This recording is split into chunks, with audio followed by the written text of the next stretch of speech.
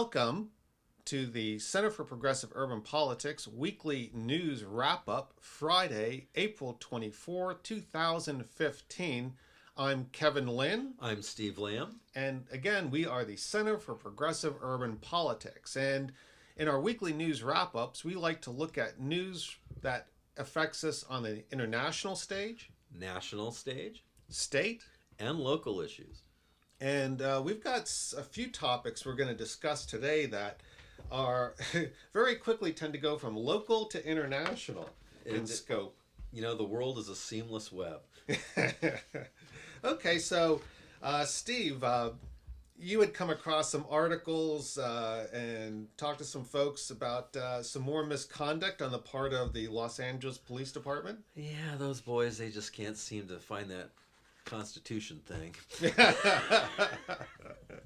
And then we had local elections in Pasadena. Very, very interesting local elections that really tell us a lot about how greenwashing is done. Yeah, and so we're not really looking at a local election here. We're looking at things like this is typical of across the country. Across the country, yeah. And then something that's really captivating us here in LA is the Armenian genocide. It's the 100-year anniversary.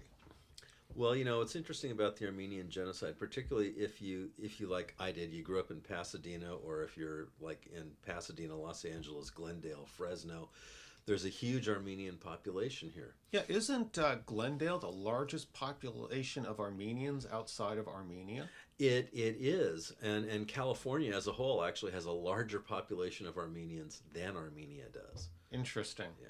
So you can see where, for instance, it's Adam Schiff is the representative, and you can bet if he wants to stay elected, he needs to be on the bandwagon of trying to get the Turks to admit to the genocide. Well, that's an interesting thing, because the Turks kind of don't admit to the genocide. They keep trying to escape any actual recognition that it happened, let alone any culpability. Yeah. You know, personally, I've worked with Turkish military officers in the past. Yes. I actually love the culture and the country, but how you can somehow glance over the deaths of 800,000 to 1.5 million people, it's really kind of beyond me. Well, and the problem is you could almost glance over. I mean, their standpoint is, well, gee, you know, these Armenians, they just kind of all decided one day they were going to get up and move and walk out into the desert. With no food, no water. No backpacks with clothing, no change of clothes, nothing. Subject to murder, rape. Right. You know, and of course their fairy tale is just totally unbelievable. Particularly when you see photographs and like, you know, I collect the Craftsman magazine that was by Gustav Stickley. Mm-hmm. And Gustav Stickley in 1914. That's the Stickley furniture. Stickley furniture, Craftsman furniture.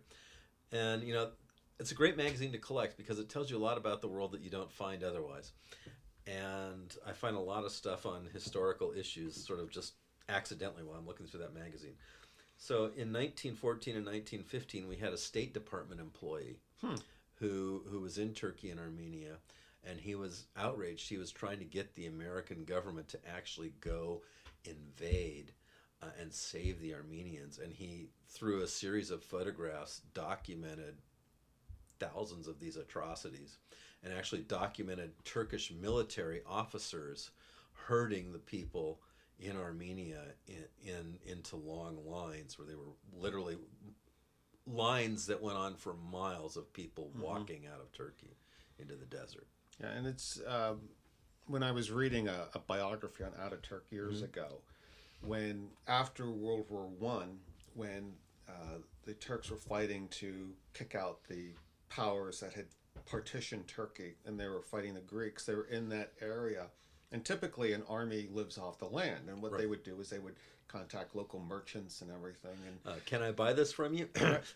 Right. Well, which isn't always exactly a request. But in the book, there's an anecdote from Ataturk where he was astounded by the devastation. There was literally, they had to ship everything in to maintain there was nothing locally for them to subsist off of. The devastation was that complete. You know, this genocide is very interesting because it was the prototype in some ways for the Nazi genocide. And when Goebbels asked Hitler if he wasn't concerned about the world opinion if he committed genocide against the Jews, Hitler was very clear. He responded, well, no one remembers what happened to the Armenians 20 years ago. It's not a problem. And that genocide emboldened the next genocide. Interesting. And simultaneously, you know, the Germans did not learn the lesson that should be clear, because the Turks were fighting a war in Europe. Well, it was, they fought a war internally to kill their own population, which diverted all their resources. Well, it's interesting. At that time, when you look at the Ottoman Empire was on its last legs. It had just the rot from within had taken over. Well, it was hundreds and hundreds of years old. Yeah. And the Young Turk movement, which, interesting enough, was the progressive thinkers in Turkey were in the military. Right. And there were a couple of factions. You had the Committee of Union Progress. You had the Freedom and Accord Party. And in 1908, and this was building, these movements were building, Armenian revolutionary groups and Turkish revolutionary groups were actually cooperating. And then in 1909, as the CUP gained power, there was a counter coup against them. Okay. And you had, again, the Freedom and Accord Party, along with other revolutionary groups, including Armenian revolutionary groups, were fighting to keep them from establishing power. So they didn't want them to establish power because they didn't want to continue the empire. They didn't want to continue the empire, but the Young Turks did some stupid things. Like, for instance, they decided to come in on the side of the Axis in World War I. Right. There was no reason for them to even enter World War I, other than the fact that there were some ports along the Black Sea in Russia that they kind of coveted. So they sent a couple of battleships with some German commanders up there and got themselves into World War I. That worked out well for him, didn't it? Yeah. So, and then so what we saw early on before World War I, so after the CUP establishes their power, they really seem to have a hard-on against the Armenians. Well, they wouldn't submit. They would not. And the Armenians were always angling for independence. Right. And that, for instance, when you look at another, Young Turks, Ataturk was part of that movement early on, until they actually, the CUP ordered a hit on him, because Ataturk, his view was, he was highly nationalistic, but he wanted to divest of the empire and bring Turkey back into its traditional ethnic homeland and borders. He saw the empire as sapping its strength and keeping it from doing the reforms necessary to enter the modern world. So there's so much focus on controlling the outlying areas that you can't, just like our empire, Precisely. that you can't focus in and make the needed education, infrastructure, cultural improvements at the core. Yeah. So, and to me, and this is really this early period, let's say 1909, 1910, is when you really see the pogroms started against the Armenians. There in 1909, you had in the city of Adana some 30,000 Armenians killed. In that counter coup. Does anyone deny that happened? Well, it's certainly there in the public record. Yeah. 250 Armenian intellectuals were killed in Istanbul. They were rounded up and killed. Wow. So obviously the Young Turks were really taking it to the Armenians, and and there were a series of pogroms that I think eventually eventually led to the genocide of the Armenians. Right. That battle's still going on today. There are still people in the world who are trying to recreate the Ottoman Empire and restructure a sort of unified, religiously Islamic state throughout the entire Middle East. And unfortunately, that particular brand of Islam is particularly intolerant of difference. I mean, they make the Jesuits look like sweethearts. Yeah, it's You know, it's funny. In 1924, the Caliphate was put on a train with his harem to Switzerland from Turkey. They got rid of him. Ataturk was able to successfully do that, as he was, establishing his power. Does he have any successors? Does he have a bloodline of successors? I'm not sure. I do not know. It'd be interesting to see if they try to revive that. But they kicked the Sultan out in 1922, and then finally the Caliphate got rid of that. Created the secular state in 1924. And my concern, I remember when I was working at NATO back in the 1980s, I was walking across one of the parks there on the Supreme Headquarters compound, and I bumped into my old commander. And he goes, "Kev, where are you coming from?" And I said, "I'm coming from Turkish class." He goes, "You're learning Turkish?" And I go, "Yeah." And he goes, "Why?" And I said, "Well," and I literally on the sand, I just drew the map. Yeah. And I said, "Here's the fulcrum." Yeah. To me, at that time, this is the late 1980s. To me, Turkey was the fulcrum because it was the bulwark against Islamic fundamentalism. Right. And we were really seeing the beginnings of what became this full-blown, Islamic fundamentalist wave. I mean, it was certainly started way before that. It's probably started in the late 70s. Well, 1920s, but the modern part where you have like Qatar and Egypt, where there really was a reaction to the West. Nasser. Yes, 1950s. absolutely. Yeah. And then, of course, Sadat, who they executed. Right. Assassinated. That's the term, I guess, I'm looking for. But yeah, that's, and to me, it was obvious that we needed to significantly improve our relations with Turkey and make sure that, and I think Turkey should have been brought into the EU. If you're going to bring Lithuania into the EU, I think you should bring Turkey into the EU. Well, of course, a lot of Europeans have memories that are much longer than Americans, and they remember that there was this little issue with Islamic expansion into Europe, and they're kind of you're going back to the Battle of Lepant? Yes, yes. And they're kind of a little bit tender in the feet about that. I can understand that, but I think the backlash is, at one point the Turks were like, "Well, we've been trying to get the respect of Europe for 50 years. It's not working. We might as well, and this kind of gets back to what you were saying. Someone's got to take control of this mess. We've got the water. Let's get the oil. Let's get everything else." And that's my concern going forward. I'm bullish on Turkey as a player on the world stage, not in the immediate near term, but in the long term. But in the mid-term, certainly in the next 20, 30 years, because they still occupy that very strategic location between Europe and the Mideast. Well, they're right between everything. I mean, they're right.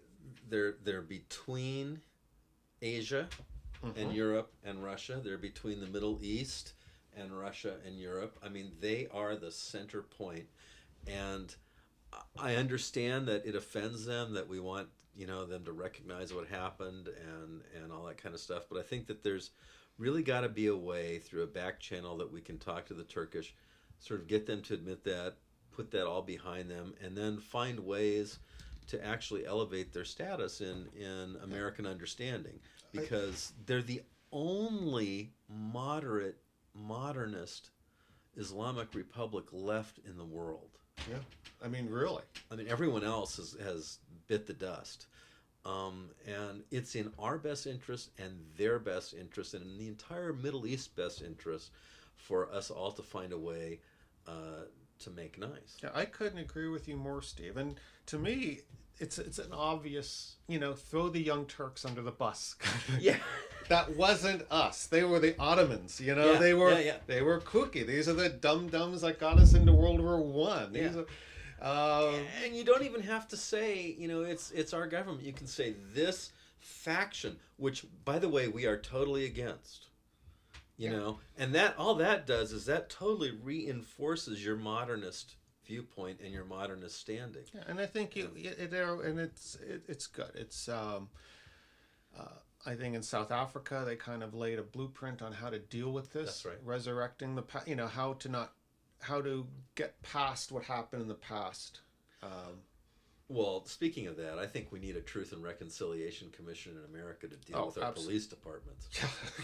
Yeah, which brings us to LAPD once again in the news for misconduct. Well, my dear friends in the LAPD, there's a nice lady who was exonerated last year after spending 17 years behind bar for a murder she didn't commit. Her name is Susan Mellon, and she was released in October. A judge later declared her factually innocent of the killing she was convicted for. Factually innocent, which almost never happens in court. They always find some other way besides saying that you were actually innocent. But the deal was that the woman who was key to testifying against her in this murder was well known by the police to be a compulsive, absolute liar. No way. Yep, and they made her sister, the woman who was the witness, who was the compulsive liar. Her sister was a Torrance policewoman, and they just did not release the information to the defense that this woman was a habitual and well-known liar. And so they convicted a woman, had her spend 17 years in jail, based on evidence proffered by a woman who they knew was a habitual liar. And they just insisted. They refused to listen to this woman say she was innocent. And now she's sued the city. Now she's going after the individual prosecutors and police detectives because they knew or should have known that she was innocent, and they just refused. For some reason, they just got it in their head that they were going to railroad her, and they railroaded her. What's the solution to this kind of malfeasance, Steve? You know, I think the only solution we can really have to this malfeasance is to strip people of their governmental immunity. Okay. Make them personally liable. Make them personally either liable. Fiduciary, from a monetary standpoint, or... Well, I think from a criminal standpoint, like even if this woman sues and wins a multi-million-dollar judgment against the police officer, she's never going to collect. I think the real punishment needs to be if you're a prosecutor, you're a police officer, and you willingly and knowingly fabricate and get someone falsely convicted. I think you need to do the sentence they were sentenced to. So if they're sentenced to death, guess what? You die. If they're sentenced to life, you go in for the rest of your life. If they're sentenced for 20 years, you do 20 years. Wow. That's the only way this crap's going to stop. There is this need for real checks and balances. I was reading Nassim Taleb's book Black Swan, and he talked about ways to reform our money traders, essentially, right? Or gamblers, as I like to call them. Gamblers on Wall Street. Yeah, and he says the Romans had this practice of if you were an engineer and you were building a bridge, you had to live 1 year under that bridge.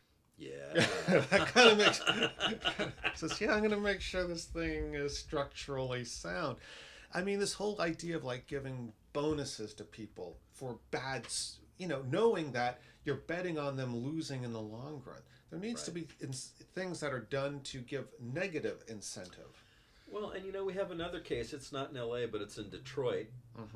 And there's a hitman who's confessed to 12 murders and given lots of details about these murders. The only problem is there's a guy who was 14 years old at the time he was convicted for 4 of them.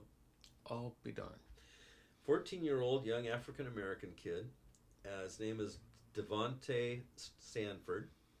And if you look at his booking photo, the police beat the crap out of him before they arrested him. And then when he was 14 years old, he was sentenced as an adult to 90 years in prison. And the reason he got sentenced to 90 years in prison was because his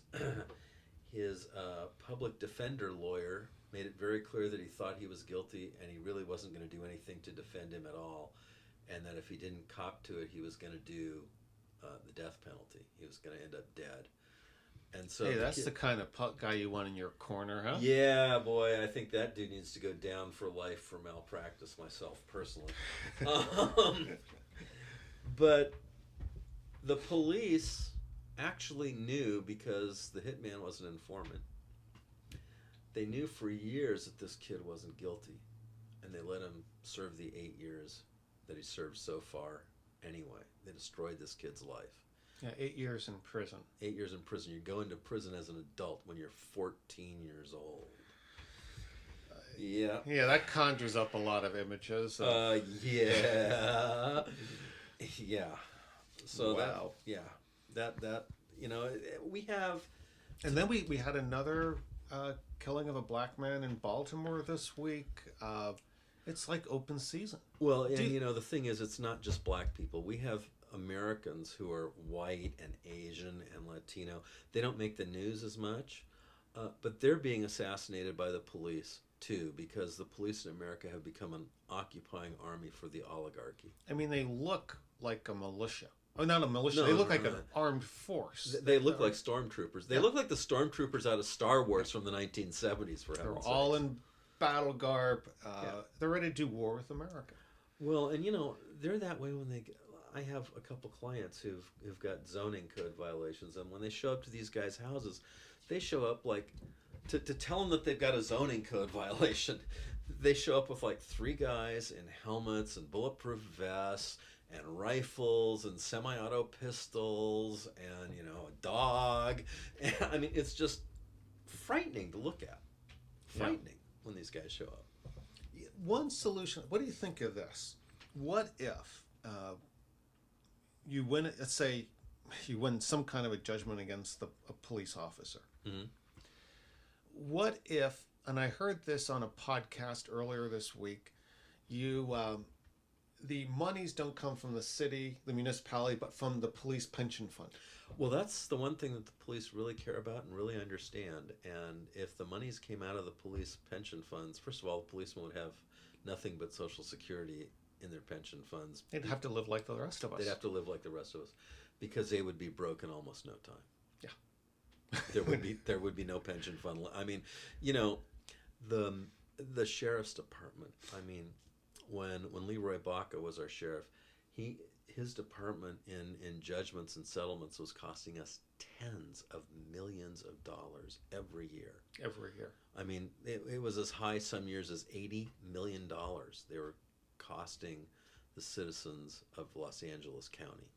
Now, when you've got a county that's got 4 million people in it, and every year the sheriff's misconduct is costing you, 50, 60, 80 million dollars, after a while that adds up to a lot of money. It does. And that would wipe out in almost no time the pension fund.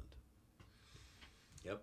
I think that could be a solution. We should get an initiative referendum for that. Well, yeah, it's funny. We've had a couple bizarre whack-ass initiatives that people have filed, and so now the Democratic Party in the state is trying to make it more difficult to file initiatives. But that's a story for another time. Hey, talking about the parties, the local election here in Pasadena, you had some interesting insights into that, because it wasn't the usual cast of characters winning. Well, it was a cast of characters, though, let me tell you. Interesting thing about this election, the only people who didn't win in their primaries were District 1, which is a very curious district because it's kind of like northwest Pasadena, the African-American area of Pasadena, plus a couple of really rich white neighborhoods thrown in. So the white neighborhoods can dilute the black vote and make it, cancel it out, basically. And then the mayor election for overall. And the interesting thing about that is you had 4 candidates running, 2 in each seat, and they were all Democrats. Okay. So, and for those not familiar now with California elections, we have open primaries. Right. And it could end up being the 2 highest vote getters. It's the 2 highest vote getters. Right. It's not just, who wins on the Democratic side or Republican side. It could be 2 Democrats opposed to each other. Unless someone wins by a huge landslide, then they waltz in. But then it's the top 2. So in the mayor election pitted this guy, Terry Teaneck, against this woman, Jackie Robinson. And Jackie's been in office for how many years? Jackie's been in the city council for, I think it's 8 years, and Teaneck has been on the city council for 1 term, so 4 years, something like that, or maybe 6, maybe he's in the middle of the second. But, Jackie Robinson, African-American, very well-spoken, highly accomplished, extremely moderate. Extremely moderate, more moderate than we would appreciate. Right. Okay. And then there's Terry Teaneck. Now Terry is a former city planner, so you already know what I think about him.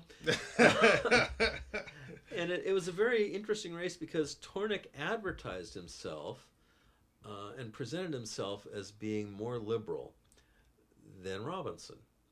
And what was strange about that is that all my Republican friends in town supported Teaneck. Right, even though he's more liberal than the moderate Jackie Robinson. He's more liberal. He spent a lot of time with millennials who are like, the condo dwellers in downtown. He was talking a lot about, changing the Pasadena way of life, regulating people's home design. Well, I've said it before. The elections going forward for the foreseeable future will be won on the bicycle issue. Well, and yes, and he got a lot of support from the bicycles. But what's really strange is the Republicans, for some reason that I can't quite, or that they can't quite articulate, just couldn't bring themselves to support Jackie Robinson. She is a black woman. They supported Terry Teaneck. And I've been trying to figure that out, and the only thing I can really figure out, the only way that they could really support him is, of course, this Fox New urbanism that we have, or faux new urbanism that we have, actually is a transfer of wealth to developers, because you're taking land and you're heavily increasing the density without spending any money on the infrastructure. True. I'm a fan of new urbanism, at least the concepts and a lot of the tenets of new urbanism. If we did it like the way they did it in Northern Europe, I'd be a fan too, but we're doing it in the sort of gambling casino, Wall Street way that we do things in America. Not good. Yeah. Everything, there's a development in Altadena. Yes. Lincoln Crossing. A number of years ago, Steve, you and I were very much engaged in fighting the developer who had taken a Eric Lloyd Wright design. Yes. And just proceeded to gangbang. Oh, it was stunning.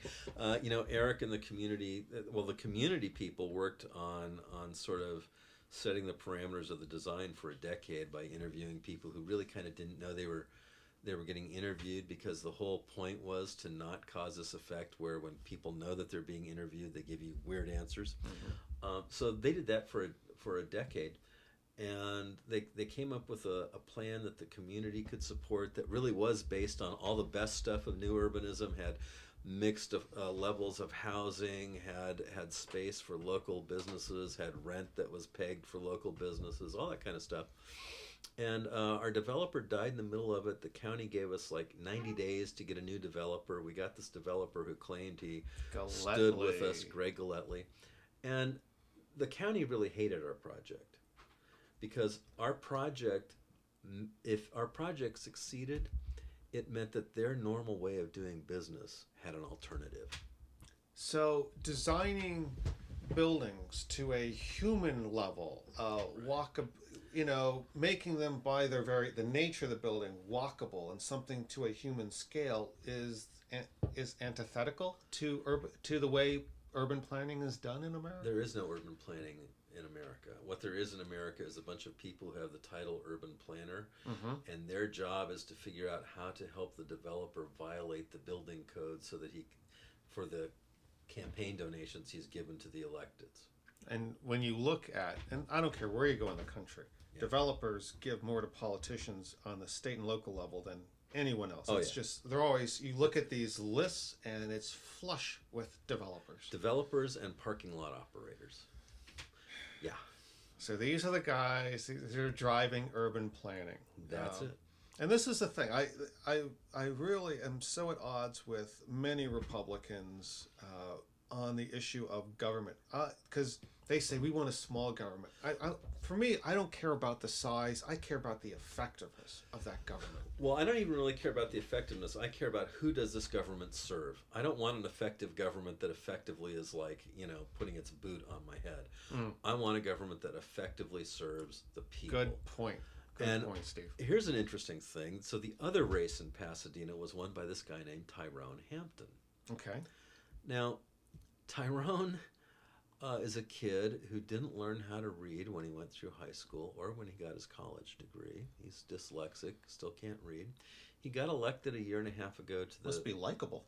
Oh, he's extremely likable. He's a very personable young man. George Bush. Yeah, kind of. Well, interesting you should say that. So Tyrone ran against a guy named Calvin Wells, who's been a member of the Pasadena Fire Department for some 30 years. A very moderate guy, also very well liked. The election was like within 120 votes, basically. And there's still 400 outstanding uncounted votes. So we're not sure exactly how that's going to go till Wednesday. But Tyrone got elected to the Pasadena Unified School District 18 months ago. The first thing he did was try to get the school district to pay $60,000 a year to have someone read all the documents for him because he can't read. And they kind of said, no. And so he just announced that after 18 months he had fulfilled all his objectives. Now, this is a school district where most young African-American males do not learn how to read. He's an example of that. Mm-hmm. Most Latina women do not learn how to read. And even the people who do know how to read in the Pasadena Unified School District are 1 to 2 years behind grade level. You know, it's funny, Steve. When I was running a startup technology company in this area, we had a fellow come in from Florida who was going to be our chief technology officer. And so one Saturday, I got a realtor. We jumped in a car and we were driving around. And she literally said, this is the deal for this area. You're either going to take it in the shorts on the mortgage, so because you want, if you're going to put your kid in a public school, it has to be La Cañada. It has to be La Cañada or South Pasadena. Yeah, it can't be Pasadena because you don't want them in there. Right. Or you're simply going to have to fork over the $20,000 a year for private school tuition. These are the huge costs of failing schools. Yeah. So anyway, so this genius, he bails out after 18 months and runs for the city council, and he had this guy Martin Truitt as his campaign manager. Martin started in the Tea Party. The black guy, but it turns out people didn't realize this. Hampton's a black Republican. Well, I know a lot of black Republicans, especially here in and Pasadena. He has a visceral hatred for public employee unions. So, and a lot of people didn't realize that, and so they really finessed him into this incredible win because he should be a candidate who came in with 15% of the vote. I mean, when you look at the amount of weekly reading the Pasadena City Council does, it's 3 inches thick. Wow. I've gone through some of those packets. I mean, it's like intense, highly detailed, so complex. If you can't read, you're going to have a really hard time serving your constituents, aren't you? Well, you're going to have a real hard time knowing what's really going on. You're going to be looking at someone to give you the answers and tell you how to vote. You're basically going to be, a proxy, a puppet. Yeah. So it's very, very interesting. Now, of course, this is happening all over the country. Well, it's interesting. This made me think of when we were fighting NAFTA back in the early 90s. It was then Congressman Kyle, before he became Senator Kyle in Arizona. We were in his office, and I pulled out the NAFTA doc. It was a huge, probably 1.5 foot thick document. Okay, so it's 4,000 pages. Yeah. And I said, did you read this? And he goes, well, no. I said, and I bet your staff didn't read it either. And I said, but if you look at all these tabs, everyone in this room has. We split it up, and we. Right. But no one reads the legislation or the inputs to the legislation. The only congressman I've ever known that read everything was this guy named Henry B. Gonzalez in Austin, Texas.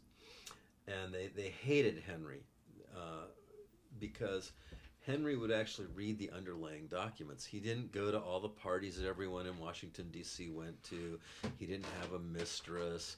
He didn't do anything. He actually served. He didn't spend a lot of money actually raising funds. He actually served his constituents. And Henry, was always found reading documents. and he would know the most arcane, weird, and he became my model actually.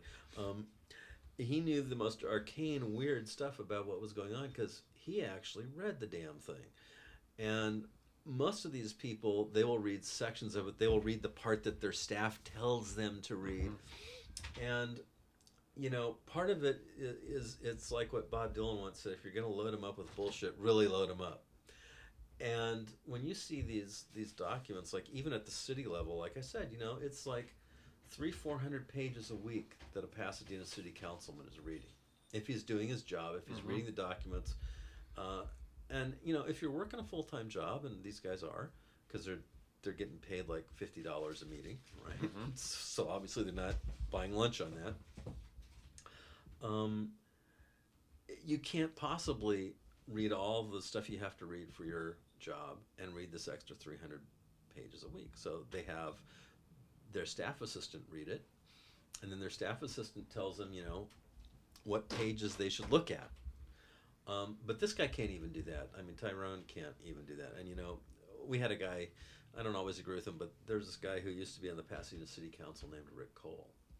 Right. And Rick used to read the documents. His staff assistant would, point out stuff to him, but Rick would actually sit down and read the whole freaking document, and he found amazing stuff. The rest of the city council hated him because he was always catching them with their pants down because they didn't do the reading. If you do the reading and Robert's Rules of Order, you're a force to be reckoned with. You're hell on wheels, man. So anyway, that's where we are with Pasadena elections. Yeah, but I think it's pretty. What we saw happen here in Pasadena is probably pretty typical of what goes on across the country.